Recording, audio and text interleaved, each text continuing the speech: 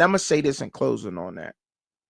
Coach Prime is the most popular coach in all of football, NFL wise and college wise right now. He's probably one of the most popular coach there is, right?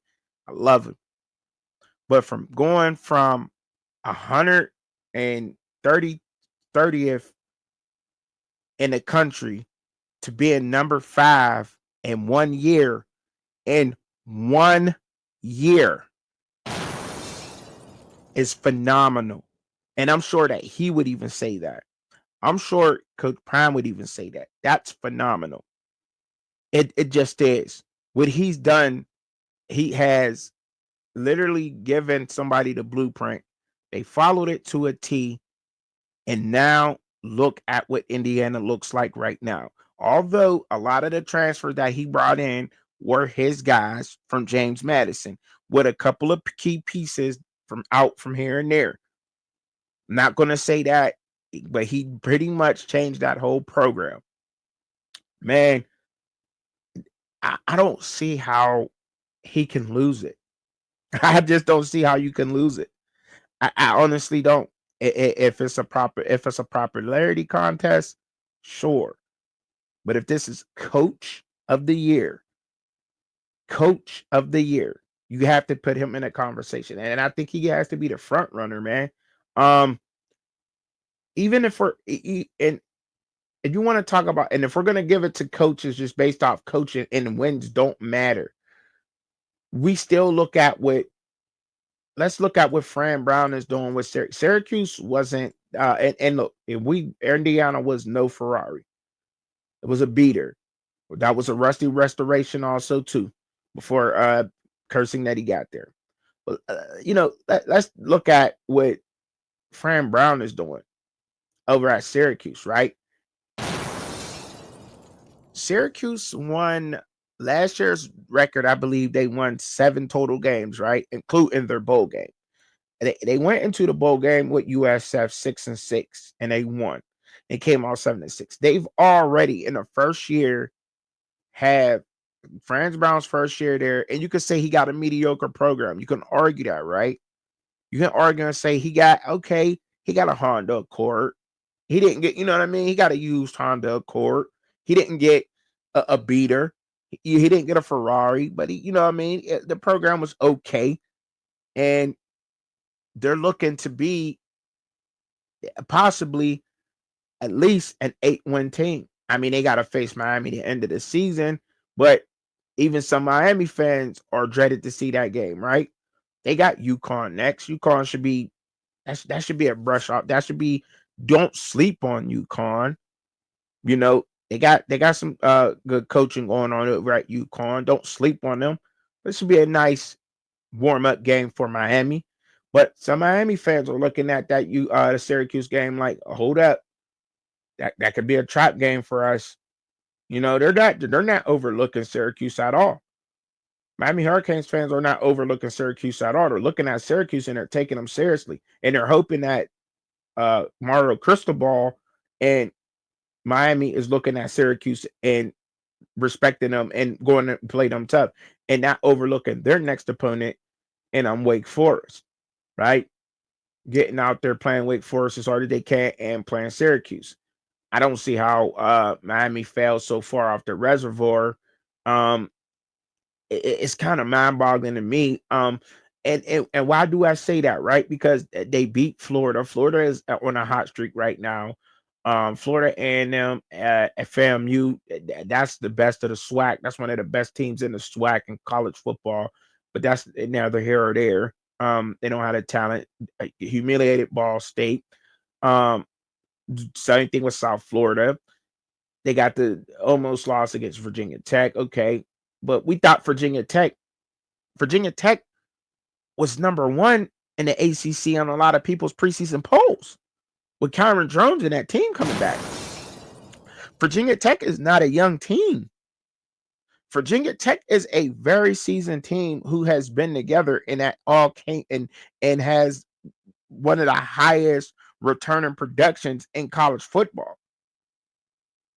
Like we forget these things.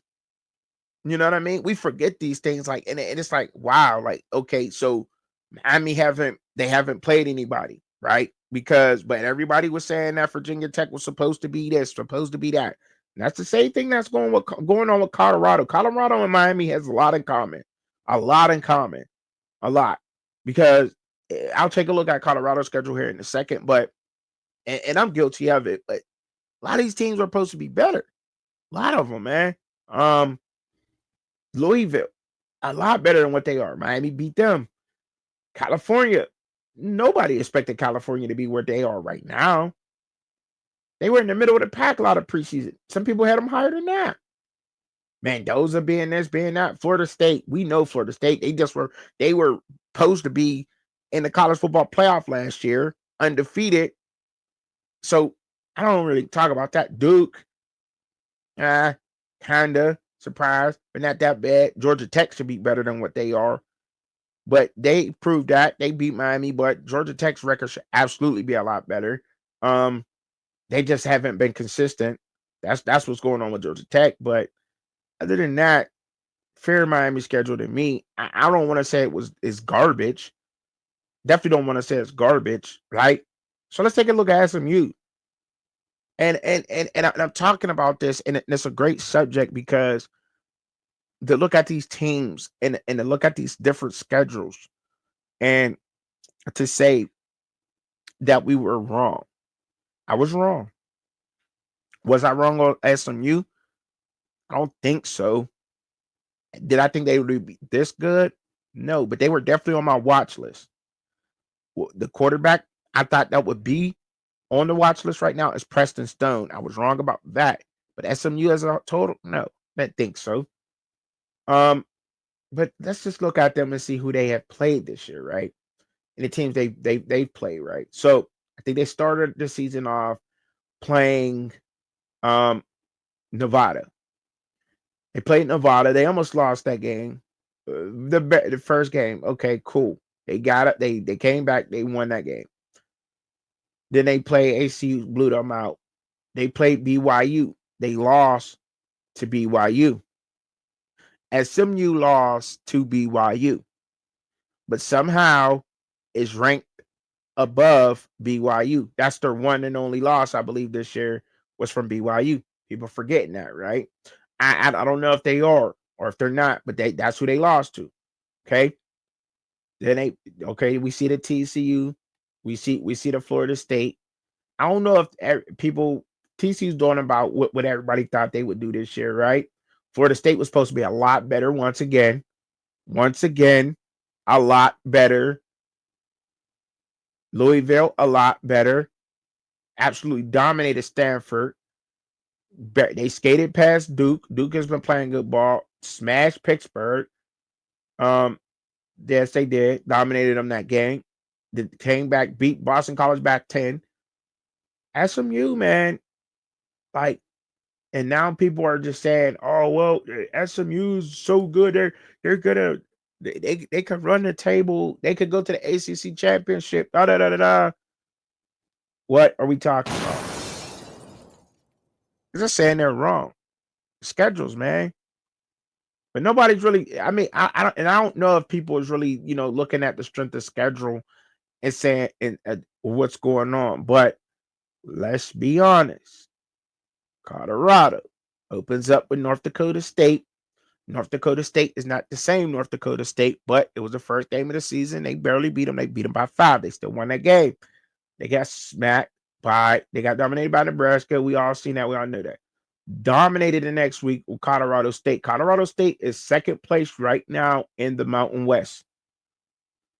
North Dakota State right now is sitting at number 1 in their respective conference. Let's just click on it and let's look at the teams, right? Let's look at the teams. Let's follow the teams and what the teams have been doing.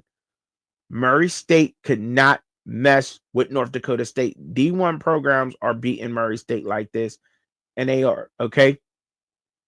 All right?